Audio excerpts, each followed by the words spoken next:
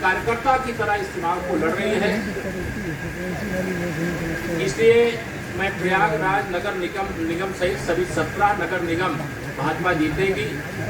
नगर पालिका और नगर पंचायत के चुनाव में भी एक स्वर्णिम इतिहास, जैसे 2014 के लोकसभा में, 2017 के विधानसभा में, 2019 की लोकसभा में, 2022 के विधानसभा में रचने का काम किया है, वैसे ही नगर निकाय के चुनाव में भी यह रिकॉर्ड बनाते हुए 2024 के लोकसभा चुनाव में माननीय नरेंद्र मोदी जी के नेतृत्व में फिर से देश में सरकार बनाने के लिए हम लोग 80 में से 80 सीटें उत्तर प्रदेश में जीतेंगे।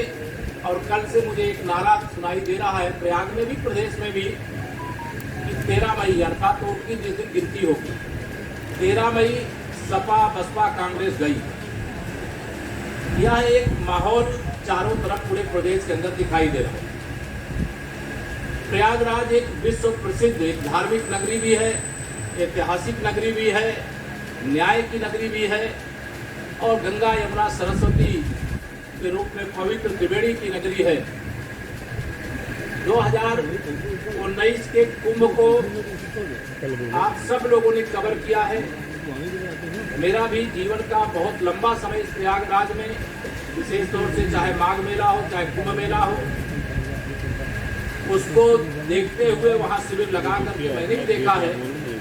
लेकिन जो दिव्य और भव्य कुंभ का आयोजन 2019 में हुआ है, जिसमें मेरे आप सब पत्रकार मित्र भी सराहना करते हुए ही दिखाई दिए हैं। अविरल और निर्मल मां गंगा का प्रवाह यहाँ प्रवाहित हो रहा था। अब 2025 में हुआ तो अर्ध कुंभ था, ये तो कुंभ है।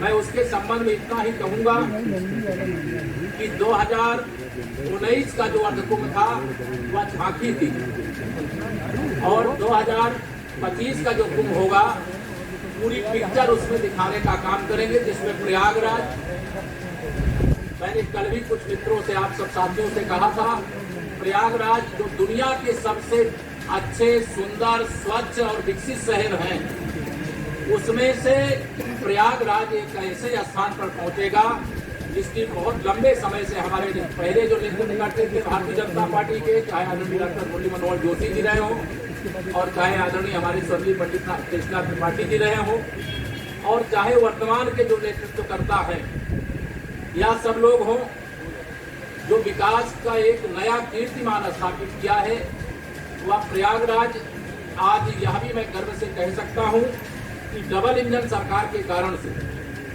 हम चाहे रेल मार्ग हो, चाहे सड़क मार्ग हो, चाहे हवाई मार्ग हो और चाहे जल मार्ग, इन चारों रास्तों से प्रयागराज जुड़ गया।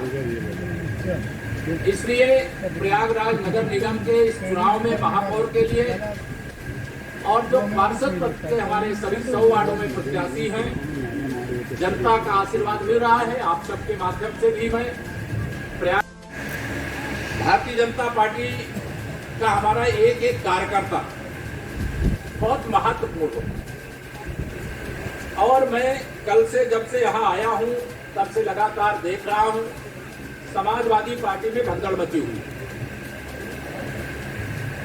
कांग्रेस के भी कई लोग पार्टी के नेतृत्वकर्ताओं के संपर्क में, बसपा पूरी तरह से कहीं दिखाई नहीं दे रही।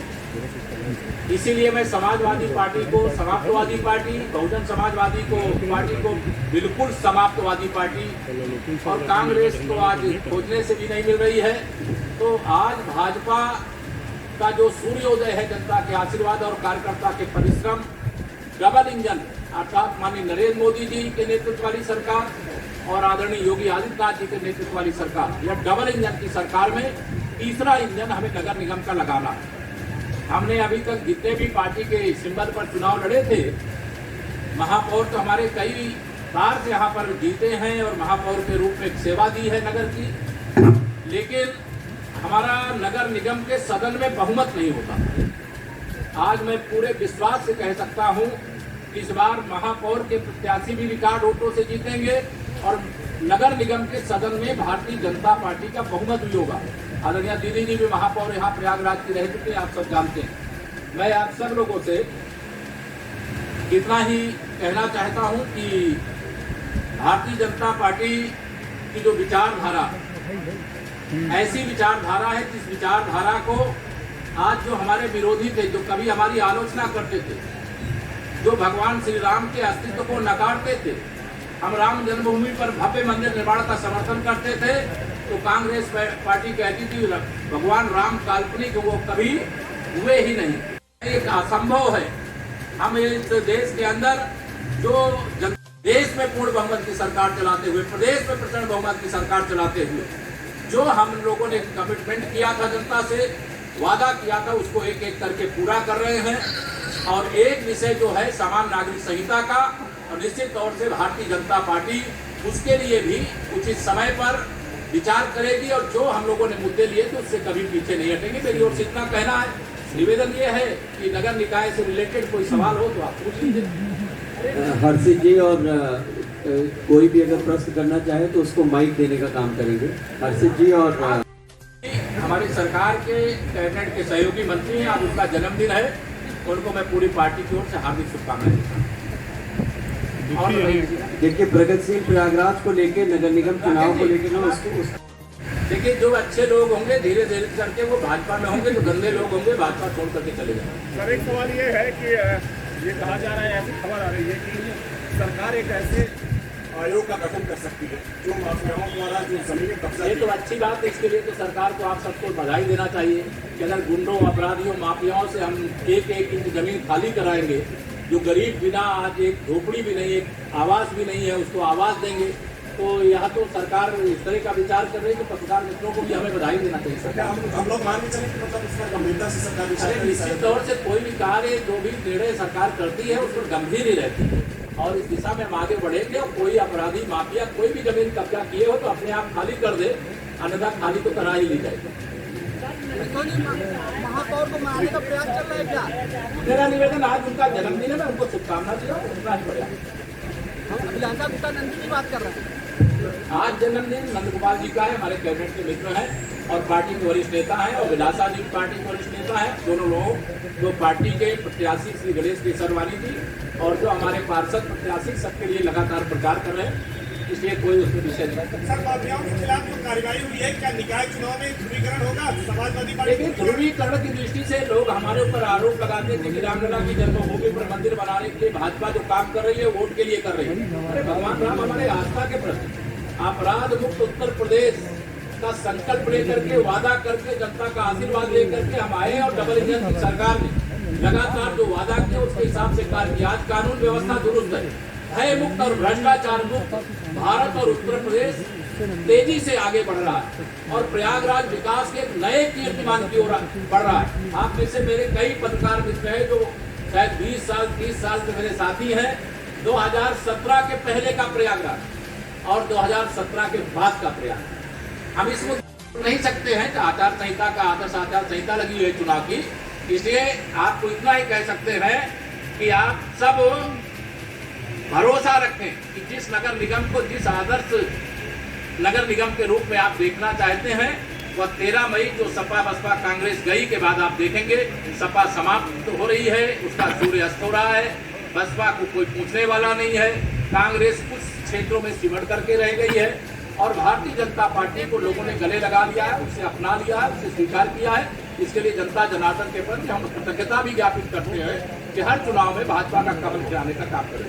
धन्यवाद। विपक्ष कह रहा है कि आज ही अभिषेक किया जा रहा है अयोध्या में कई देशों के जल से, तो निकाय चुनाव के पहले इसको करने के पीछे मोदी जी से, मैंने कहा ना, भगवान श्री राम आस्था के हमारे केंद्र। मैं एक राम भक्त हूँ, श्री राम जन्मभूमि आंदोलन का सिपाही हूँ, और आज जब भी रामलला का वह भव्य मंदिर बनता हुआ देखता हूँ, कितनी खुशी मुझे होती है। कितने मेरे राम भक्तों का वहाँ बलिदान हुआ है, कितनी गोलियां चली, कितना खून बहा है। यही प्रयागराज तक कितने लोग जेलों में ठूस दिए गए थे, वह सारा दृश्य आपको याद होगा। आज भगवान श्री रामलला का मंदिर स्वरूप ले रहा है। आज दुनिया के कई देशों से लोग जल लेकर के आए, अभिषेक हो रहा है। विपक्ष को अगर दर्द होता है तो हो, उसके दर्द की हमें चिंता नहीं है, तो किसी डॉक्टर से दवा ले, लेकिन रामलला का दर्शन करने के लिए देखना आने वाले समय में जो राम जन्मभूमि को नकारते थे, भगवान राम को नकारते थे, आज मकान खाली कर रहे हैं और मकान खाली करके और सरकार को चाबी सौंप रहे हैं। जो प्रयागराज का कुंभ श्री अखिलेश यादव जी के मुख्यमंत्री रहते हुए 2013 में हुआ था, वो कुंभ स्नान करने नहीं आए थे, लेकिन 2019 में उनको आना पड़ा।